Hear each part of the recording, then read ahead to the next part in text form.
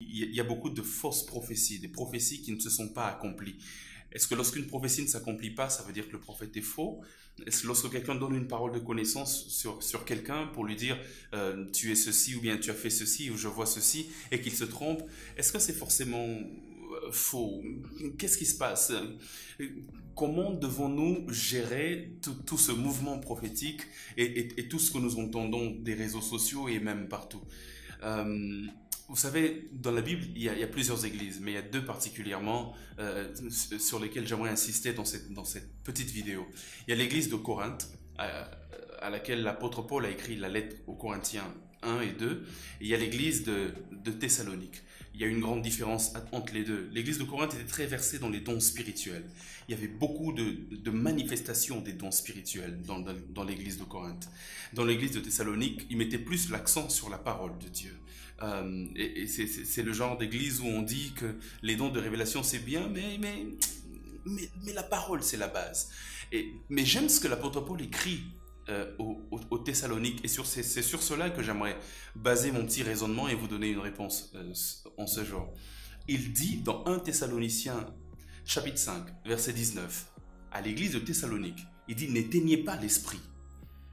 Et puis il continue en disant ne méprisez pas les prophéties, mais examinez toutes choses et retenez ce qui est bon. Voici l'attitude qu'il faut lorsque vous avez affaire à une prophétie ou à une parole de connaissance, à tout ce qui est autour des dons de révélation. Il dit premièrement, n'éteignez pas l'esprit. Et il explique ce que ça veut dire. Il dit, ne méprisez pas les prophéties, mais examinez toutes choses et retenez ce qui est bon. Mais c'est drôle, si la prophétie est une parole de Dieu, pourquoi devons-nous l'examiner et retenir ce qui est bon? Pourquoi nous ne la prenons pas comme ça directement? Pourquoi nous ne devons pas être crédules au point de croire directement et de tout embrasser? Parce que le problème, ce n'est pas la source. Le problème, généralement, c'est le canal par lequel l'eau passe pour arriver à la destination. C'est un peu comme un robinet. La source peut être pure, mais lorsque l'eau passe par un canal impur, à la destination, l'eau aura aussi les impuretés du canal. Dieu, en tant que source, tout ce qu'il dit est vrai. Tout ce qu'il inspire est vrai. Mais le problème, c'est l'homme par lequel le message passe pour vous atteindre. Lorsque cet homme a dans son âme des imperfections, des inclinaisons et des tendances particulières, ça peut altérer le message de départ. Je vais vous donner un exemple. Imaginez que Dieu donne à un prophète ou à un homme, à votre frère dans l'église, un message pour vous. Et Dieu lui montre simplement un désert. Il lui donne votre nom, par exemple Amos, et il lui montre un désert. Et il dit, je vais faire passer Amos par le désert. C'est cela le message de Dieu. Et maintenant, imaginez que lui vienne vers vous et il dit, je vois un désert devant toi et tu vas beaucoup souffrir. Ça sera des moments de difficulté, ça va beaucoup peiner, mais tiens bon car Dieu est avec toi. Et toi, tu attends les moments de souffrance et ça n'arrive jamais. Mais Dieu ne lui avait pas dit que tu allais souffrir.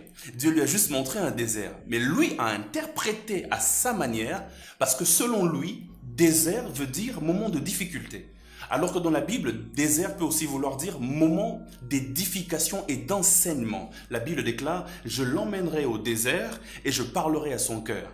Le désert peut vouloir dire simplement un moment où Dieu te parle, où la parole de Dieu devient beaucoup plus audible à tes oreilles. Mais lui, il prend la même parole de Dieu, mais il ajoute sa propre interprétation et c'est généralement là que la prophétie ou la parole de connaissance commence à devenir biaisée. Lorsque vous avez une prophétie, ne la méprisez pas. Si vous la méprisez, c'est une erreur. Mais ce que vous devez faire, c'est d'examiner la prophétie et de retenir ce qui est bon. En d'autres termes, vous devez faire un travail de filtrage. C'est un peu comme une eau qui comporte des impuretés, mais vous la filtrez pour recueillir la bonne eau.